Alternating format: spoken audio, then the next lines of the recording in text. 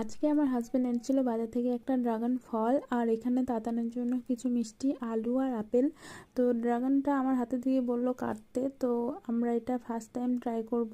তো জানি না কেমন খেতে। তো এখানে আমি কাটতে শুরু করে দিয়েছি।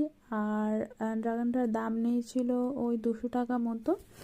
তো ড্রাগনটা আমি পিস পিস করে কেটে তারপর সবাইকে দিলাম। সবাই টেস্ট করলো, তো মোটামুটি আমাদের এটা ভালোই লেগেছে। তো মাম্মাকে দুপুরবেলা খাওয়াচ্ছিলাম, তো ও দেখো মানে চুপচাপ কি একটা দেখছিল, আওয়াজ হচ্ছিল একটা, তো সেটাই দেখতে দেখতে খেয়ে নিচ্ছিল। তো এখানে আমি ওকে খাওয়াচ্ছিলাম রাইস আর মিষ্টি আলু। আর এখানে বিকেলবেলা ইনি ধ্যান করছেন, তো এটা মানে দেখে খুব হাসি পাচ্ছিল। তো ও নিজেও জানেও না যে আমি ভিডিওটা নিয়েছি। আর এটা ছিল আমার একটা মিনি ভ্লগ। তো ভালো লাগলে প্লিজ সাবস্ক্রাইব করো চ্যানেলটাকে। টাটা।